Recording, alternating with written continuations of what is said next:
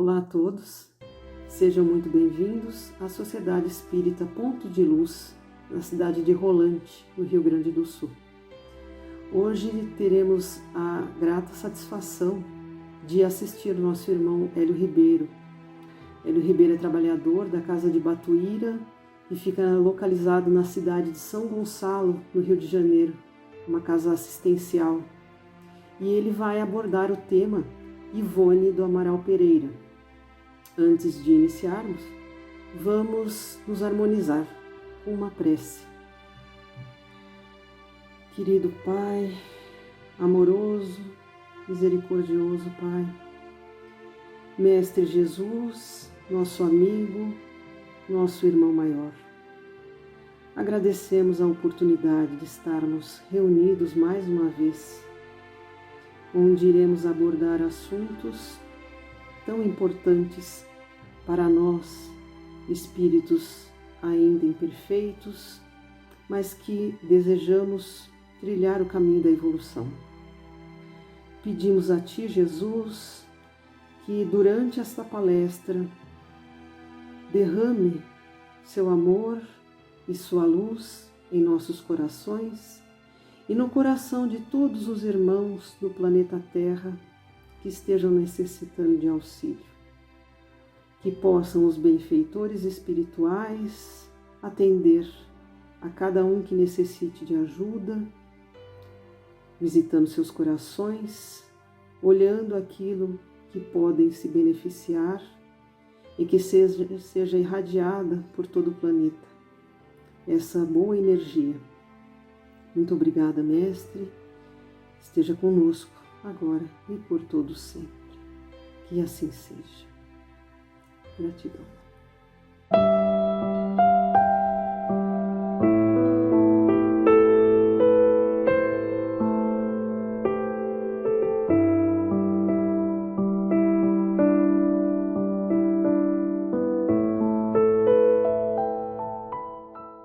Meus irmãos e minhas irmãs, muita paz a todos. Existe uma personagem na história do movimento espírita do Brasil e com repercussões internacionais que vale a pena lembrar nesses dias pelos quais nós estamos passando.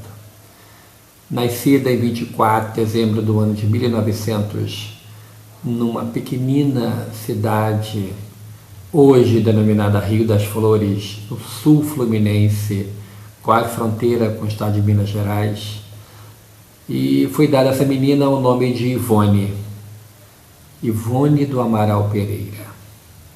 E ela, com poucos dias de nascida, passa pela primeira prova. Ela passou pelo processo de catalepsia. Ficou de tal modo que pensavam que ela havia desencarnado. A mãe, muito religiosa, entra para o quarto e faz uma prece rogando à Mãe Santíssima que, se a filha viva estivesse, que lhe fosse dado um sinal. E se ela estivesse viva, a partir daquele momento, ela não seria mais sua filha, e sim, ela estava entregando a Ivone à Mãe Santíssima. Vale ressaltar que quando nasceu, a mãe pediu para que o pai a registrasse como Maria da Conceição. Mas o pai, pensando de si para consigo, que já tinha muitas Marias no mundo, resolveu colocar o nome de Ivone. Mas o nome ficou como foi desejado pela mãe. Ou seja, espiritualmente, conforme uma palestra de José Raul Teixeira, ele disse que conversando com ela, que ele a visitava muito no bairro da Piedade, no subúrbio do Rio de Janeiro, onde a dona Ivone passou seus últimos anos, na casa de uma irmã, ele disse que a dona Ivone lhe relatou que no mundo espiritual ela era conhecida como Maria da Conceição. Ou seja, o desejo da mãe de lhe entregar a sua criação, a sua reencarnação, os cuidados para com ela, ou seja, a assistência espiritual, ficou por conta de Maria de Nazaré. A Dona Ivone foi dotada de uma mediunidade muito especial, com diversos que se desdobravam em diversos tipos de mediunidade. A vidência, clara e audiência, ou seja, ela ouvia os espíritos, ela era psicógrafa, ela era psicofônica, ela colocava a mão em objetos e sentia as informações daquele objeto, trazia psicometria e diversos outros tipos, inclusive mediunidade receitista. Durante muitos anos, ela foi médium do Dr. Bezerra de Menezes e praticou o receituário mediúnico na cidade de Barra do Piraí, no Grêmio Espírita de Beneficência. Tive o prazer de conhecer a mesa onde ela trabalhou durante muitos anos, de forma anônima, no receituário mediúnico ditado pelo Dr. Bezerra de Menezes, que em vidas anteriores houvera sido o pai dela na França. A Dona Ivone veio com um propósito muito especial: vencer a si própria, vencer os impulsos que ela já trazia de outras existências de praticar o suicídio. Havia fugido pela porta falsa do suicídio e sofrido muito no Vale dos Suicidas, região no mundo espiritual inferior destinada para pessoas que saem da Terra através da prática suicida. Ela voltou depois de um planejamento reencarnatório muito acentuado, com uma missão específica. Além de vencer a si própria, ela deveria ser um instrumento mediúnico através do qual viria à luz um livro que seria, como é, um alerta e o maior antídoto contra o suicídio. O suicídio que de forma silenciosa faz muitas vítimas em todas as camadas sociais, em todas as faixas etárias, seja por impulso próprio, seja impulsionado por espíritos cobradores. A prática suicida é algo que nos preocupa muito, pois nós espíritas sabemos, inclusive através desse livro, Memória de um Suicida, qual é o destino que cabe àqueles que praticaram o suicídio, pensando inclusive que iriam encontrar o nada. Mas só que a vida continua. E o destino dos suicidas é descrito em minúcias nesse livro, Memórias de um Suicida, ditada pelo espírito Camilo Castelo Branco, que conta as infelizes realidades que ele descortinou quando acordou no mundo espiritual e descobriu que o tiro que ele havia dado na testa em nada havia exterminado com a sua vida. Ele descobriu-se vivo. Ele era um dos maiores escritores de língua portuguesa de sua época. Ele trouxe a lume diversos livros, era uma pessoa muito conhecida, extremamente vaidoso. E ele, através da sua literatura, conseguia atingir a muitos. Era muito bem quisto na sociedade portuguesa.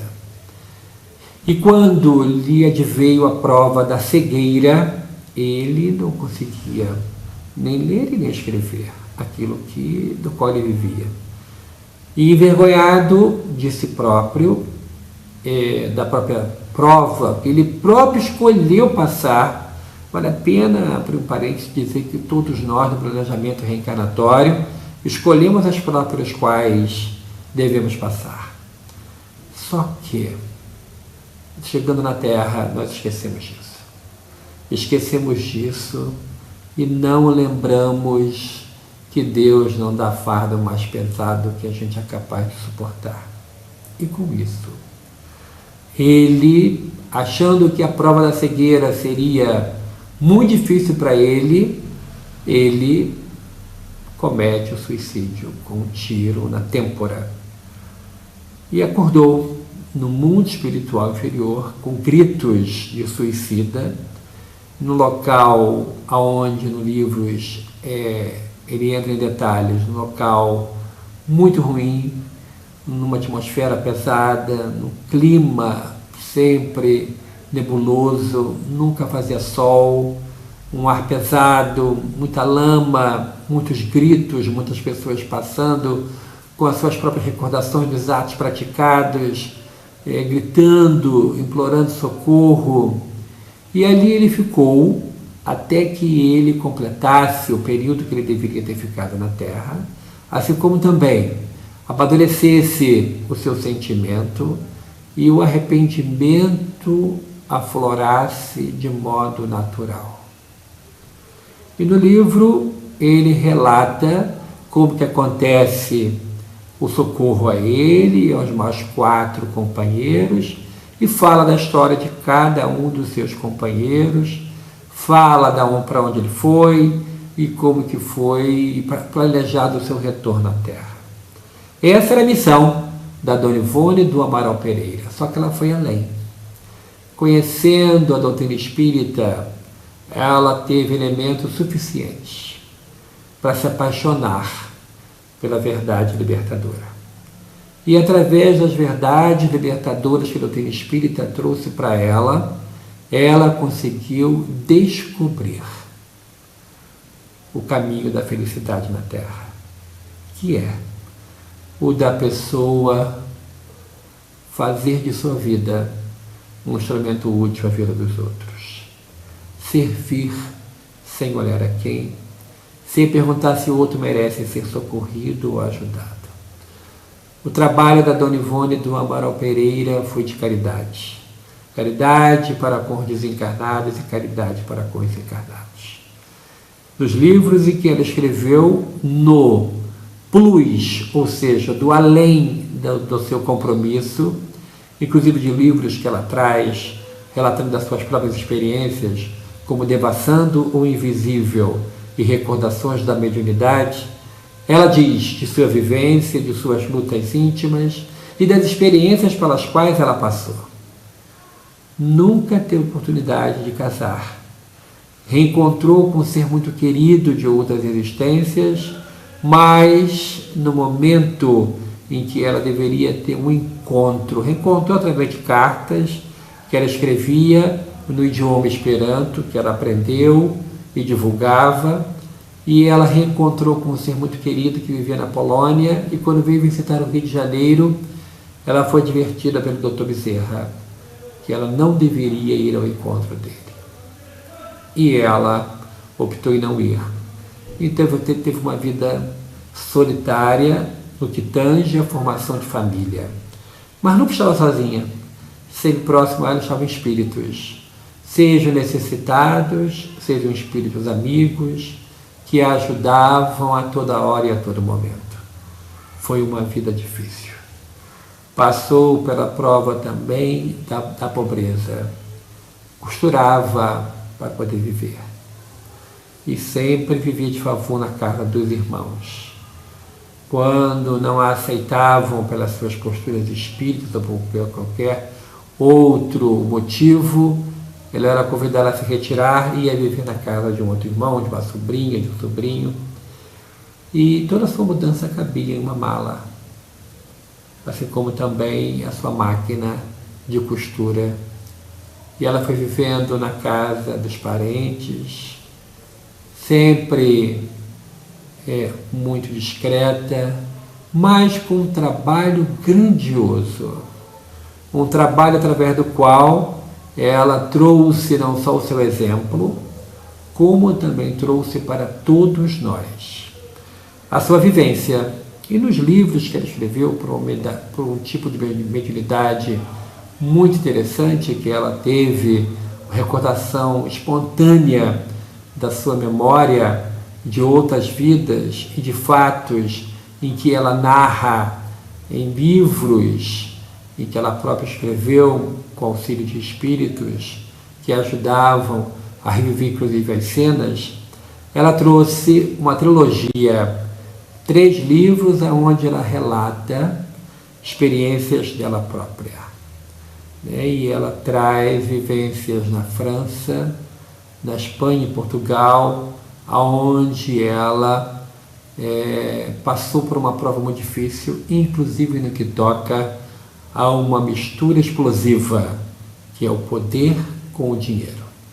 Misturando o poder e o dinheiro, ela teve situação muito difícil no que tange a prova em si e muitas vezes sucumbiu.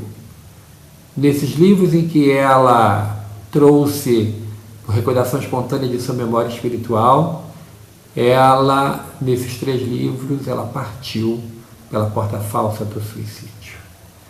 Então, ela já trazia em si as matrizes daquela vontade de matar-se e que ela conseguiu, superando-se, ir até os 84 anos de idade. E quando ela estava se arrumando para ir se internar no Hospital Federal da Lagoa, no Rio de Janeiro, falou para o seu sobrinho: eu não volto mais para cá.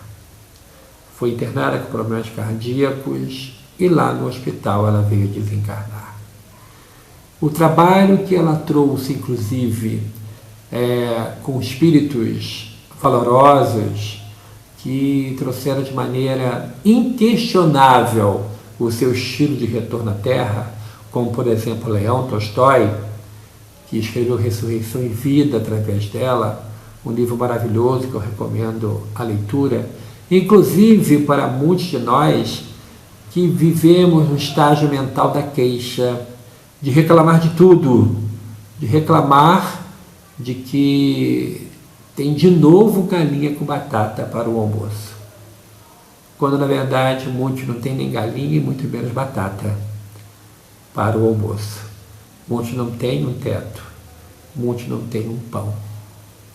Então, para aqueles que vivem reclamando e que têm essa sistemática de reclamar de um tudo, a comida está quente, a comida está fria, não quero isso, não quero aquilo, devem ler o conto escrito por Leão Tolstói através da Dona Ivone do Amaral Pereira, chamado Paralítico de Kiev. E ali vai ver uma história emocionante e vai entender do porquê que Paulo de Tarso nos ensina: dai graças a Deus por tudo. Ou seja, nós temos a péssima mania de reclamar, quando na verdade devemos agradecer. Nesse conto maravilhoso, você vai entender o valor da gratidão. Vai entender do porquê que você deve agradecer e não reclamar de nada. Porque Deus, que é soberanamente justo e bom, nos concede oportunidades valiosas de crescimento espiritual. Então, mesmo que o pão esteja dormido, lembra que você tem pão na mesa. Mesmo que seja pão de forma e você queria pão francês, é pão. Então, vale a pena, vou repetir, o conto chama-se O Paralítico de Kiev, que é espetacular. E todos devem ter a oportunidade de ouvi-lo mais uma vez, de lê-lo. Também está disponível no YouTube diversas palestras com base nessa história, que é magnífica, que é muito impressionante, que todos devem ler o livro, então, Ressurreição e Vida, um dos livros através do qual a Dona Ivone serviu de médium. E ela deixava bem claro, ela entendia muito sobre isso, de que médium são meio, assim como a borracha é o meio através do qual a água passa, o médium é o meio. Então ela entendia daquela questão de que o médium não deve envaidecer-se das mensagens que vêm através dele. Não nos cabe a vaidade. Devemos ficar bem longe dela. Porque a vaidade faz com que muitos médiuns, muitos escritores espíritas, muitos trabalhadores, dirigentes da doutrina espírita, do movimento espírita, percam a reencarnação por causa da vaidade. A vaidade deslocada faz com que a criatura sofra muito e perca uma oportunidade reencarnatória onde deveria comportar-se como, por exemplo, o benfeitor Batuíra. O benfeitor Batuíra, que foi contemporâneo de Dona Ivone. Dona Ivone não teve contato com ele, mas soube do grandioso trabalho que ele desenvolveu no estado de São Paulo. Ele, o benfeitor Batuíra, Antônio Gonçalves da Silva, português de nascimento, veio para o Brasil com 12 anos e aqui trabalhou incessantemente. Descobriu-se médium e, através dos passes, trazia o reequilíbrio da saúde física, mental e espiritual para muita gente. E ele, por trabalhar muito, por fazer muitas casas essenciais, fundou orfanatos, fundou asilos, escolas profissionalizantes. Ele era muito perseguido, inclusive pela imprensa escrita à época. E ele resolveu, em alguma das vezes, responder aos artigos caluniosos e assinava, não com seu nome, mas como ninguém.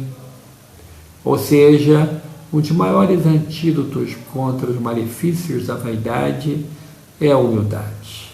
Então, dizer-se ninguém é um grande ensinamento para todos nós. E a Dona Ivone também foi extremamente modesta, extremamente humilde. Pediu e passou bem pela prova da pobreza, não da miséria extrema, mas da pobreza.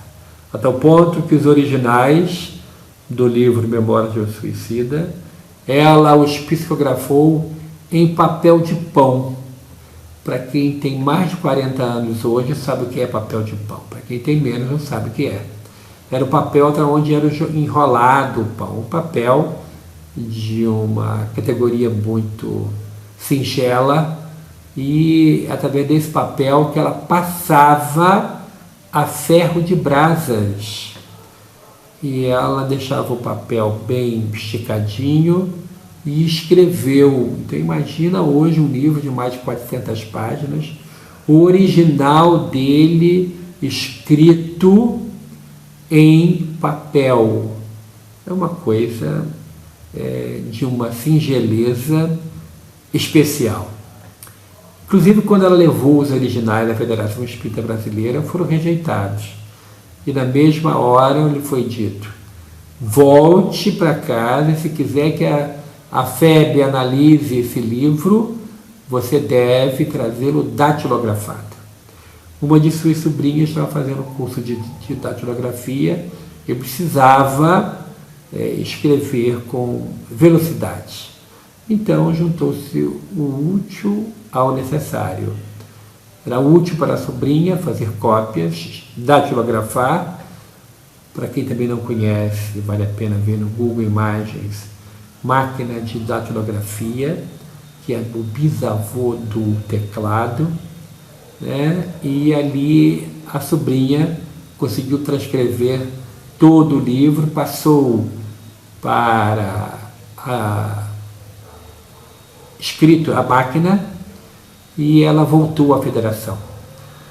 Foi analisado e foi rejeitado porque trazia informações do mundo espiritual que não havia chegado. Mais tarde, através de Chico Xavier, André Luiz trouxe as informações que foram compiladas no livro Nosso Lar, foram aceitas.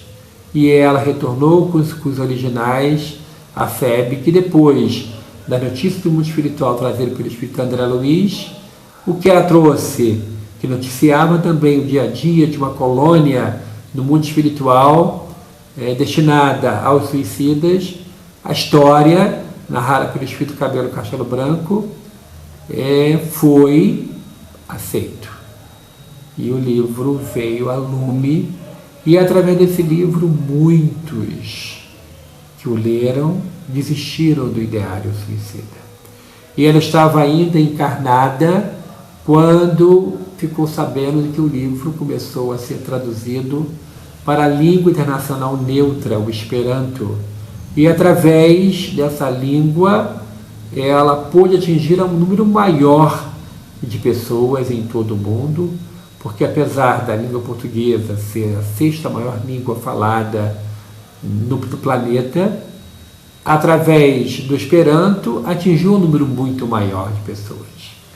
E ela já estava desencarnada quando surgiu em Brasília a Associação Mundo Espírita, que tinha como objetivo levar a mensagem espírita para todos os recantos do planeta, através das obras espíritas traduzidas para o Esperanto, em especial da Federação Espírita Brasileira.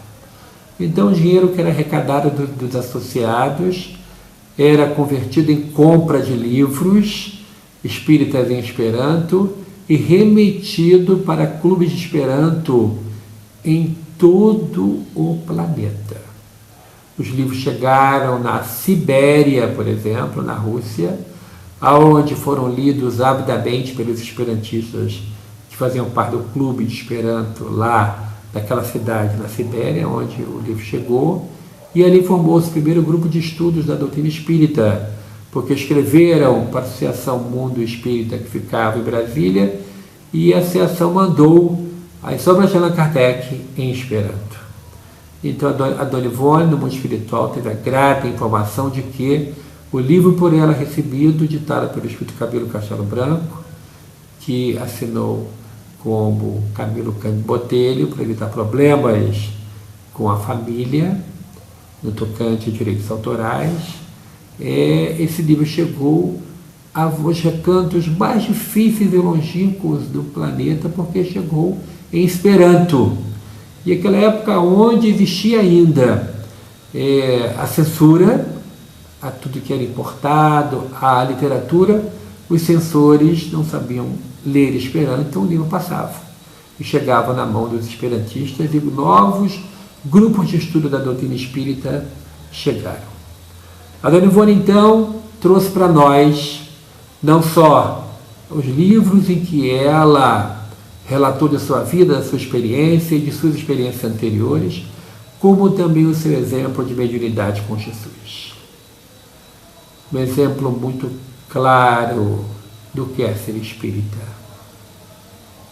Ela não gostava de reuniões festivas onde as pessoas transformavam a casa espírita em verdadeiros clubes.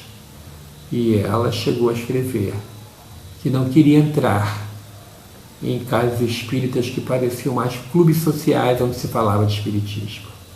Então encarava o espiritismo com muita seriedade. Encarava a doutrina espírita com uma santidade tamanha que só poucas pessoas, até no movimento espírita, entendem. E de tal forma que a sua vida é um exemplo daqueles que querem praticar a mediunidade com Jesus, praticar os ensinamentos da mediunidade de tal forma que o médium seja só um instrumento, nada mais do que um instrumento, um lápis na mão dos espíritos, ou a garganta que é emprestada para que os espíritos possam falar, que o médium possa ter plena consciência disso, e não envaidecer-se, que é o maior inimigo do médium, a vaidade, envaidecer-se daquilo que vem através dele. O médium deve, segundo o entendimento da Dona Ivone do Amaral Pereira, do livro Recordações da Mediunidade, ser um servo fiel de Jesus, ser um servo que entende que devemos dar a Deus o que é de Deus e ao homem o que é de homem, e não viver querendo colher louros da glória que não é sua. A produção literária não é sua, e sim dos espíritos que escrevem através dele. A mediunidade praticada pela Dona Ivone, que se colocava ao dispor dos seus guias, através dela, muitos espíritos necessitados viam se comunicar, trabalhou exaustivamente durante 54 anos de sua existência nos labores mediúnicos. Numa entrevista célebre que consta na internet, na ferramenta YouTube, você pode encontrar uma entrevista que ela concedeu na Rádio Rio de Janeiro, onde ela fala de maneira muito clara sobre todos os assuntos que eu aqui estou falando, sobre outros também, sobre o exercício da prática mediúnica com Jesus. Que possamos ler e compreender as obras da Dona Ivone e tirar exemplos valiosos de sua vida e começar a meditar sobre o rumo que estamos dando na nossa existência como espíritas. Se por acaso Deus te concedeu a mediunidade ostensiva, leia as obras dela. Leia Recordações da Mediunidade. Leia Devassando o Invisível. E você descobrirá como se tornar um instrumento útil nas mãos dos espíritos superiores, nas mãos dos seus mentores. Que o Senhor Jesus possa abençoar você, a sua vida, a sua família, possa abençoar a todos aqueles que estão nos assistindo com saúde, paz e muita harmonia. Muito obrigado a todos, muita paz.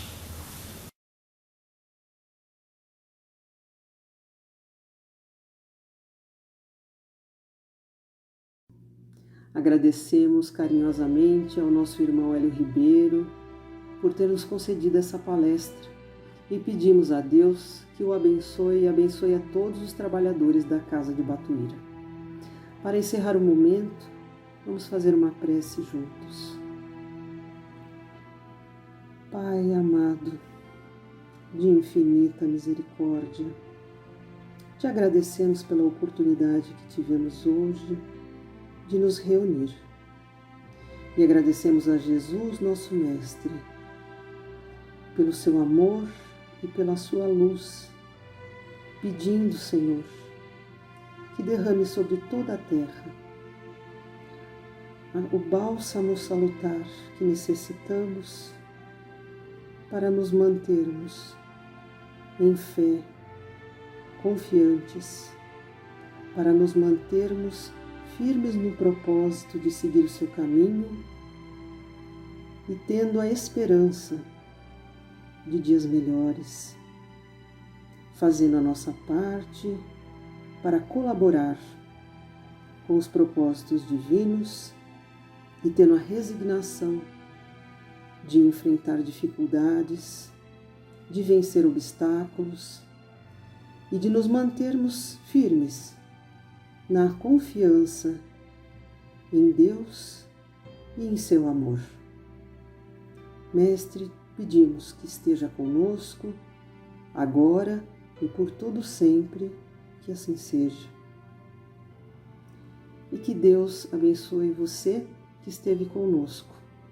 Paz e bem para a sua vida.